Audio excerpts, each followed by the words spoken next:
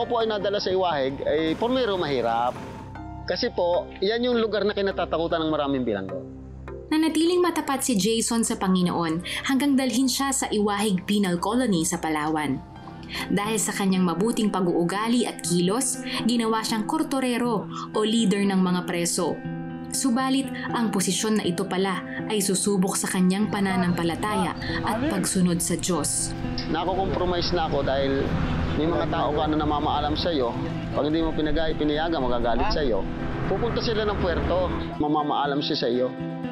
Eh, siyempre, wala kang gagawin kundi payagan. Ay, dumating yung time na siyempre nakukonsensya ako dahil ayokong nga ma-compromise. Dahil doon sa pinagagawa niyo, ay siyempre, anong gagawin niya sa puerto? Mag-beaver house, magbababae. Eh, kinukonsinti mo yung ginagawa nilang yun.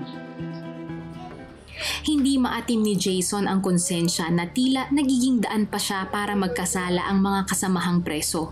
Kung kaya't hiniling niya na maialis siya sa pagiging kortorero. Umayag siya, ginawa niya akong katulong. Ikaw naglalaba, ikaw nagluluto, ikaw nag-iigib. Pinahirapan niya ako talaga. Sa yugtong ito, nanalangin si Jason. Parang batang nagsusumbong at humihingi ng tulong sa Ama. Sabi ko, Lord, lingapin mo na ako sa abang kalagayan ko. Palayain mo na ako, sabi ko. Pag pinalaya mo ako, yung kalayang ibibigay mo sa akin, ibibalik ko sa iyo. Brad! Oh. Ngayon na lang kita makikita. Ba't mamamatay na ba ako? Oh. Iris na ni Warden yung pelvis mo. Lalaya ka na. Tol, salamat, Tol. Brad, congrats. Salamat na dinidig niyo po yung mga panalangin ko. Na-commute yung aking sentensya. Pamula sa buo, na-commute. Yun yung surprise ni Lord. Na pag ikaw pala namumuhay ng matuwid, kahit dumadanas ka ng maraming nararanasan, merong surprise. May blessing talagang nakalaan sa'yo. Hindi dito natapos ang pagkilos ng Panginoon. Isang panibagong magandang balita ang kanyang natanggap. Tumawag sa akin yung sumunod sa akin. Sumunod sa akin na kapatid ko, sabi niya, Kuya, hindi ka makakapaniwala. Sabi ko, ano yun? Si tatay narito. Sabi ko, si tatay. Kasama nga ako doon. Sabi ko, 7 taon ako noon. Kasama ko nga nakita kong naroon sa kabaong. Sabi ng tatay, sabi ng kapatid ko, buhay talaga siya. Buhay talaga siya. Narito sa atin, umuwi. Anong malaman kong siya talaga yon? Sabi ko, praise God, buhay pa ang tatay ko. Hanggang dumating ang pinakahihintay na araw ni Jason. Makalipas ang 16 na taon, muli niyang nasilayan ang buhay sa laya. Ano ang naghihintay kay Jason sa kanyang paglaya mula sa kulungan? Alamin yan bukas sa pagpapatuloy ng kwento ni Jason.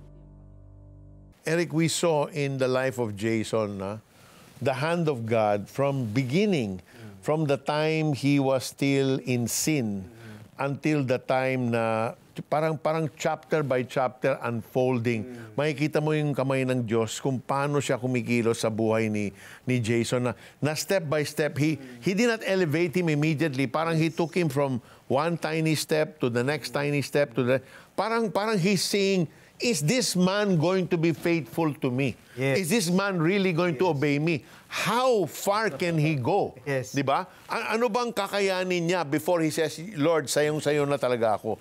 At lahat yung dinaanan ni Jason, pasado by the grace of God. I agree. By virtue of God's unmerited favor para kay Jason. And that's a wonderful thought to know na lahat tayo ay namumuhay sa kabutihang loob ng Diyos, undeserved. Tama.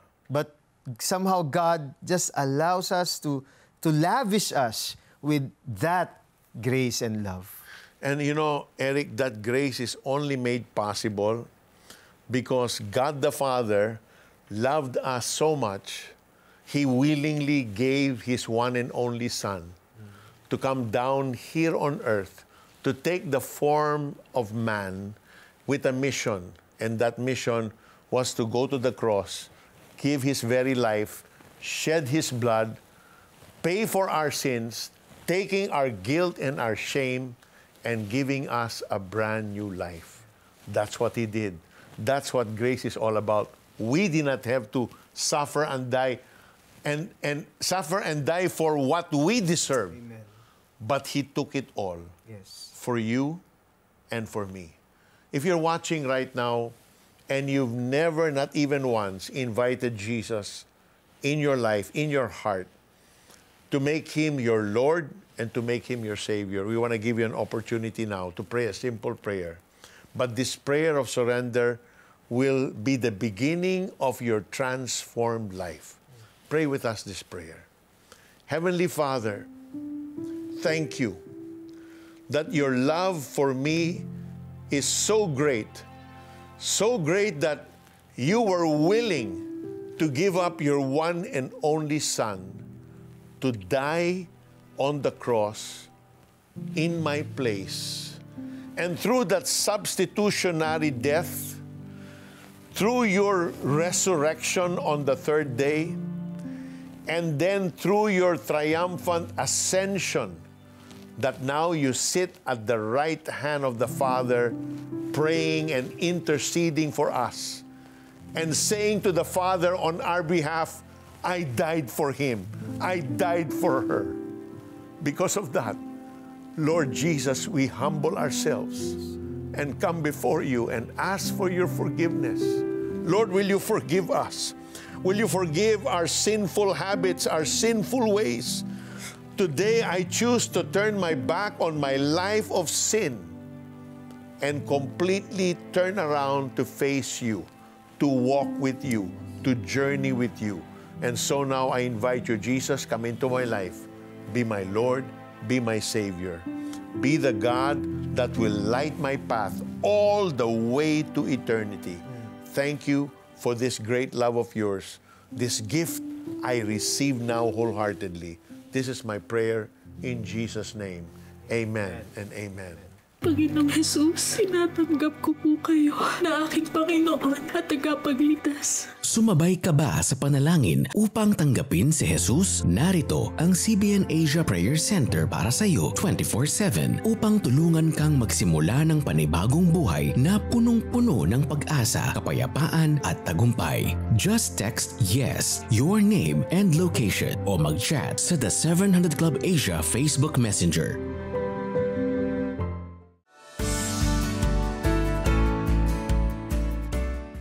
Deeds baka mo? Willing to help sa mga nangangailangan ng prayer and miracle, missionary training and medical services. Magagawa mo lahat ng ito bilang partner ng CBN Asia. Donate 1,000 pesos and you'll receive back and forth. Listen to Peter Kairouz and his sons engage in real talk. My children and I often get engaged in a lot of conversation. I still have questions for them that I reserve specially for you. A special prayer for fathers by Gordon Robertson to make a life-changing impact and become a CBN Asia partner today.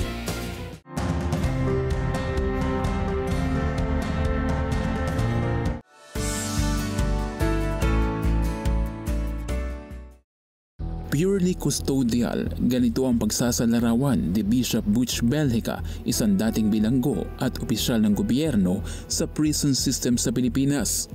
Dagdag pa niya, luma na umano ang prison system ng bansa, bagay na dapat nang palitan. Mainam umano na ipatupad ang tinatawag niyang reformative justice system sa halip na custodial. So ang first recommendation ko was to come up with a commission on corrections based of 3 commissioners representing the male detainees. Pangalawa, yung for female, meron din commissioner. And then pangatlo, for the details. Ang ginawa kasi ngayon, nagkaroon tayo ng BGNP, which is a short term is taken out, no? Based on our penal system. Pangalawa, ang aking recommendation para maging talagang correctional, and yung taong inilalagay natin. Yung taong nilalagay natin, puro law enforcers. Because law enforcement is something much, much different. Contradictory yan dun sa corrections. Sa reformative yun. Para makamit ang tunay na pagbabago ng mga bilanggo, mahalaga umano na matutukan ang pagsasagawa ng mga programa na magpapabago sa kabuuang pagkatao ng isang preso base sa salita ng Diyos. Transformational is based on a 3-dimensional approach on reforming an individual. First, you have to reform his mind, which is the soul, and then physical. Physical kasi, ang ating physic has a very telling effect on our mind. And then we have the spiritual. Spiritual is transformational, it's not reformatory. That's why what we need is a transformational approach based on biblical principles of the three-dimensional aspects of man. May ilang rekomendasyon naman si Belgica para mapabuti umano ang prison system ng bansa. Ang restorative justice speaks of a reconciliation for offender at saka yung aggrieved person. Pangalawa, yung sa community naman, restorative justice involves the community. Kasi may mga criminal naman na they hurt even the community. So there should be a reconciliation between the community. Which when I was released from prison, yan ang naging focus ko. Hinanap ko lahat ang naging biktima ng aking krimen, mga pamilya noon. And I asked forgiveness. Pure correction will not solve the problem. Correct. Kasi three-prong yun eh. Yung physical, yung mental, yung spiritual niya. No? The mind has to be changed. Yung mindset. Hindi pwede yung para bang you just pay the price. You just pay your sentence and then maging okay ka na. Hindi ka maging okay. All you did is you stayed there the X number of years. But that's all you accomplished. Tama. Magandang maisip natin na holistic. Kasi without that holistic approach, true transformation will be impossible. Yeah. Kasi pwedeng mabago mo yung kondisyon ng kanyang pamumuhay, pero kung hindi naman natin nabago yung pananaw niya sa bagong buhay at tulungang i-apply ito, yung transformation really will be a journey. Tama. Hindi siya one-time deal. Na if you dealt it with X number of years, okay na yan. No. It's a transformative journey towards lasting change. And that can only happen through Jesus Christ. Amen. If there was no Bible study in Muntinlupa, if there was no Word of God, until now, nandun pa si Jason. Kasi yes, exactly. Yun ang nagbago sa kanya. Yes, ang Panginoon. Yeah, yun lang talaga. And sana people would see that. Yes. Sana people would realize that. Although I think they do, because our wardens naman allow Bible studies too. They can see the benefit. Yes. So, more is better than Pray less. for more. If you are overwhelmed by your fears, you can turn them into faith. By seeking God through prayer and meditation, you can find peace and strength you need. Call our 24/7 prayer center now. Receive encouragement, wisdom, and strength through sound and biblical advice from our trained prayer counselors. The number is being flashed on your screen. Experience a more hopeful and faith-filled life today. Kung ikaw ay nanunood ng programang ito mula sa ibang bahagi ng mundo, maaari kang makipag-ugnayan sa mga trained prayer counselor ng Prayer Center sa pamamagitan ng Facebook Messenger. Gamitin lang po ang keywords The 700 Club Asia. I-add din po kami sa inyong social media account sa Facebook, Instagram at X, formerly Twitter.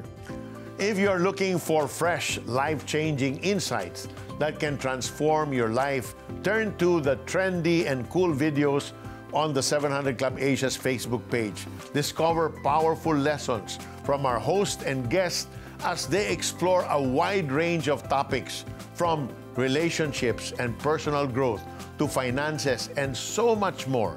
Stay informed, inspired, and uplifted. Join our growing community now by adding us on Facebook by using the keywords The 700 Club Asia. Maaari mong balikan ang mga bagong kwento at episodes ng The 700 Club Asia na nagbigay sa inyo ng bagong pag-asa sa YouTube channel nito. Malaking tulong din ang maidudulot ng mga devotional sa cbnasia.org sa iyong pag-aaral ng salita ng Diyos at prayer time. And for those who are always on the go, Tanglao is the ideal devotional you can have. It is the first Taglish devotional app made just for you. Get daily inspirations from the devotionals in audio and text format, voiced by friends and partners of the 700 Club Asia. Download it for free from Google Play Store, iOS, Spotify, and Apple Podcasts. magdodonate ako sa CBN Asia. Oh, bait naman. Sige. Type mo cbnasia.com/give. CBN Asia.com/give. Yan. Okay pa. Oh, kaya mo na yan. Madali na yan. Ikaw na. Tulungan niyo po eh. Ang dami pong itatype eh. Tapos 4 lang ang daliri ko. Tapos ang dami pang hihing details. Iba na eh. Ay, iba na. Iba na po. Icons na oh. Opo. Nagbago na yan ang ilo. Kaya ko na po to. Oh, sige. Excuse kayo to. Ako na po dito. Relax na po yan. Yan. Pagkatapos ko, Kuya Rodel, ikaw naman po mag-donate, ha? Ikaw nga po, 5 daliri mo, di ka nag-donate, eh. Anong hindi? Kaka-donate ko lang sa cellphone. Sobrang dali na pala. Ano pa hinihintay natin? Donate na!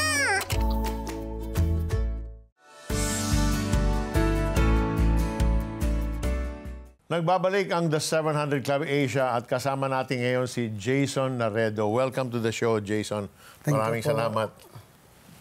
So, Jason, paano mong nagawang iwasan ang mga ginagawa ng mga preso na pinapayagang mong lumabas sa kulungan? Ang number 1 po ay yung pag may takot ka na sa Diyos eh. Hindi ka na makakagawa ng bagay na ayaw niya. Kasi may nakakakita matwala. Pag ikaw ay sumusunod sa Diyos, gagawin mo yung tama para sa Diyos na pinaglilingkuran mo. Sabi ng Kawikaan chapter 1 verse 7, ang pagkatakot kay Yahweh ay pasimula ng karunungan.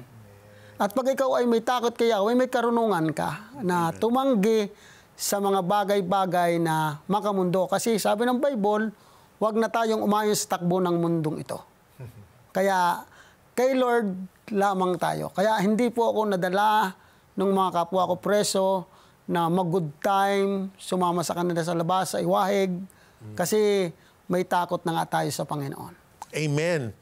So, nung sinuko mo yung pagiging kortorero, nanghihinayang ka ba na yung sa posibilidad na pwede kang mawalan ng kapangyarihan sa loob ng piitan? Hindi ko po pinanghinayangan. Sa totoo po, yung pag ikaw ay kortorero sa kulungan, ikaw yung namamahala sa tao doon sa iwahig, ay napakagandang posisyon na yun para sa isang bilanggo. Pero dahil nakukompromise yung aking pananampalataya, hindi ko pinanghinayangan na yung tungkuling yon na maganda ang kalagayan mo doon sa iwahig ay isuko para kay Lord. So, paano yan, Jason? Nung sinuko mo yon, nung sinurrender mo yung position na yan, so parang regular ka na lang na prisoner? Hindi lamang po ako naging regular. Kasi sabi nung aking among empleyado, wag akong umalis sa pagiging kortorero dahil nung ako yung namahala ng tao, gumanda po yung aming agro. May favor. May favor ni Lord. Milos na ang Diyos. Kaya lamang po, siyempre, nako-compromise ka nga dahil pinapayagan mo yung ibang bilanggo na lumabas sa, ayoko pong ma-compromise. Kaya kahit maganda yung kalagayan ko, gumanda yung aming agro, sinurrender ko. At hindi lamang po ako naging pangkaraniwang bilanggo. Ginawa pa akong katulong. Talagang kung sa ay tiniriya ako, yung pinahirapan ako ng aking amo na empleyado. Ginawa niya akong katulong. Grabe, no? So, sa sitwasyong to, Jason, dahil nandiyan ka na uli, nanunumbalik na yung sigla ng iyong relasyon sa Diyos, sumagi ba minsan sa isip mo na pagdudahan yung panalangin mo na makalaya na dito sa kinalalagyan mo? Yun po ang hindi po nawala sa akin, na pagdudahan yung tugon ng Diyos sa aking panalangin. Kasi noong 1997, nasa Muntinlupa pa ako. Habang kami nagbabantay ng mga pumapasok na mga RBO, yung mga mananampalatayang galing sa labas na nagmiministeryo doon sa loob, nakita kong bumukas yung pintuan ng gate ng Muntinlupa. Nung bumukas yung pintuan ng gate ng Muntinlupa, nakita ko dami tao sa playground. Naglalaro, pagkatapos naglalakad. Nagnasa akong lumaya. Siyempre. Nagnasa akong lumaya at ako'y nalungkot.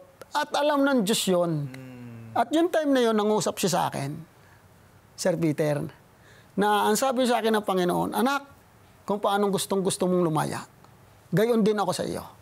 Kinakailangan lang matupad yung aking plano sa iyo dyan sa loob ng bilangguan. At yun yung aking pinanghawakan, Sir Eric. Na alam ko, hindi ako mamamatay sa loob. Na alam ko, lalaya ako. Kaya hindi nang hina yung aking pananampalataya dahil may pangako ang Diyos. Grabe. Tawag Crystal clear. Klarong-klaro. Sabi ng Biblia, ang pananampalataya ay ebidensya. Oo. No, mga bagay na hindi mo nakikita at pruweba, no, ng mga hindi mo nga nakitang bagay, no. That's how clear to your word, no.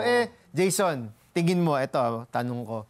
Kung sakaling hindi ka nakalaya, sa tingin mo ba may pagpapatuloy mo yung mamuhay ng matuwid sa loob ng kulungan? Sa totoo po, Sir Eric, kahit anong mangyari, ipagpapatuloy ko po yung aking paglilingkod sa Panginoon. Kasi yung 16 years ko sa loob ng bilangguan, sa loob ng bilangguan ko lang naranasan yung mamuhay ng may kagalakan, may kapayapaan. Na yung sinasabi ng mga tao sa labas na yung Muntinlupa ay libingan ng mga buhay.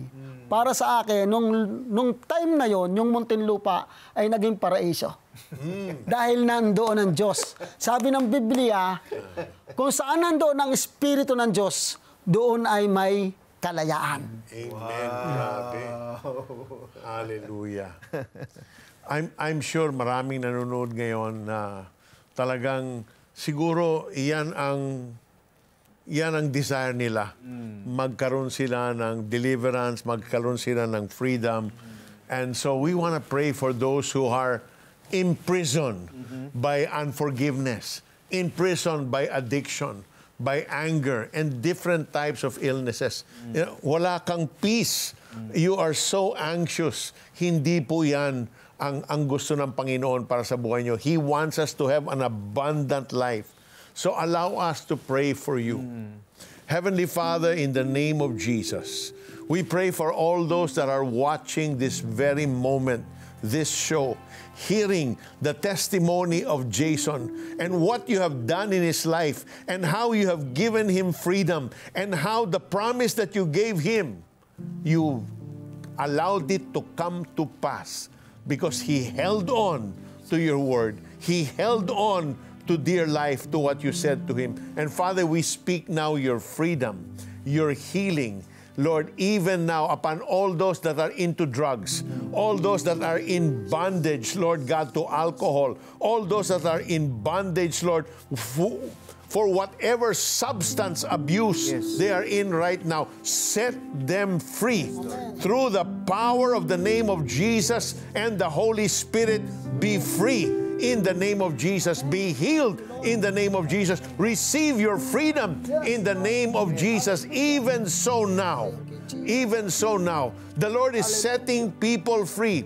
Those that are into pornography, those that are into the different kinds of sexual vices, the Lord is setting you free, giving you a freedom, pouring grace into your life. Receive it, kapatid, and enjoy that freedom now. You are now set free, says the Lord. Receive that in Jesus' name. Amen and amen. Hallelujah. Thank you, Lord. Amen and amen. Panginoon, maraming salamat po dahil may pagkakataon uli kaming manalangin sa mga may karamdaman, sa mga nakakapakinig nitong panalangin na ito at sumasabay sa amin. Pagalingin niyo po sila, Panginoon. Maaari sila'y nagkakaranas, Panginoon, ng karamdamang pisikal. Kagalingan sa sino mang, Panginoon, na may cancer, Panginoon. Tanggalin niyo po ang mga free radicals na ito. Palitan niyo po, i-restore niyo po dahil kayang-kaya niyo po itong gawin. At sa mga, Panginoon, meron pong nanonood ng merong stroke, Lord God, palakasin niyo po, i-revive niyo po ang lakas ng muscles, ng buto, ng nerves, upang itong taong ito ay makalakad muli, Panginoon. May mga tao, Panginoon, na nakakaranas ng karamdamang mental, Panginoon. They are going through mental health crisis right now. Anxious sila, depressed sila, panic attack, winawaksi namin ito sa pangalan ni Jesus because you said in your word, kagaya ng narinig namin paulit-ulit, kung nasaan ang banal na spirito, mayroong kalayaan. At ang taong ito na nananalangin at may relasyon sa inyo, punuin mo siya ng banal na spirito upang ang kanyang pangangatawan, Panginoon, ay makalaya sa gapos ng karamdaman sa pangalan ni Jesus. There is someone who has a brain aneurysm. Inoobserbahan siya ngayon. Lusawin mo, Panginoon, ang namumuong dugo, ang clot na ito, ang blood clot na ito, at manunumbalik, Panginoon, sa normal na function ang pangangatawan niya. Sa pangalan ni Jesus, kagalingan ang matatanggap sa pamamagitan ng pananampalataya. In Jesus' name we pray. Amen and amen. Thank you, Lord. Thank you, Lord. Nagnalangin si Peter Kairos at ako'y sumunod. Naramdaman ko na tuloy-tuloy ang pag-recover ko. Doon ko naranasan yung kapangyarihan ng Diyos. Wala kaming pera pero naitayo namin yung farm na ito. Nag-restore sa akin, finances, trabaho. Lahat po yan galing sa Panginoon. Tulad ba nila ay sinagot din ng Panginoong Jesus ang iyong panalangin? We want to hear it from you. Please text answered prayer and share your story with us. Send it to 0917-126-1442. There are times when we feel that God does not care about us because He lets us suffer and may be unwilling to change our lives for the better. That's what we think. Or maybe our prayers seem unanswered dahil ang tagal na. But let me tell you, these thoughts are lies from the enemy, designed to pull us away from God's love and grace. Naway magkaroon ka ng pag-asa sa mga sinabi ni Apostol Juan sa kanyang unang sulat sa unang tipad. May lakas loob tayong lumapit sa Kanya dahil alam nating ibibigay niya ang anumang hingi natin kung ito'y naaayon sa Kanyang kalooban. At dahil alam nating pinapakinggan nga niya tayo, alam din nating ibinibigay niya ang bawat hinihiling natin sa Kanya. 1 John 5:14-15. These words remind us that God hears our prayers, and in His perfect timing and wisdom, He answers in ways that are best for us. Hold on to this truth and trust that God's love for you is unfailing. Amen. At anuman ang pinagdaraanan mo, kapatid, lagi mo siyang kasama, handa na bigyan ka ng pag-asa, kaginhawaan, at lakas na magpatuloy sa buhay. If you want to see more life-changing and inspiring stories on the show, partner with us. Call the number on your screen or scan the QR code. Sa pagpapatuloy ng kwento ni Jason, malalaman natin kung ano ang buhay na malaya para kay Jason. Matapos ang 16 na taong pagkakakulong, iyan at marami pang iba, bukas, same time, same channel. Laging isa puso na tayo ay ligtas at payapa dahil ang Panginoong Hesus ang ating sandigan. Pagpalain kayo ng Diyos. Nakapatay. May pag-asa pa bang magbagong buhay? Kamag-anak ng napatay ni Jason, magkikita. Ano kaya ang mangyayari? Lahat ng yan sa pagtatapos ng kwento ni Jason Laredo. Dito lang sa The 700 Club Asia sa GMA.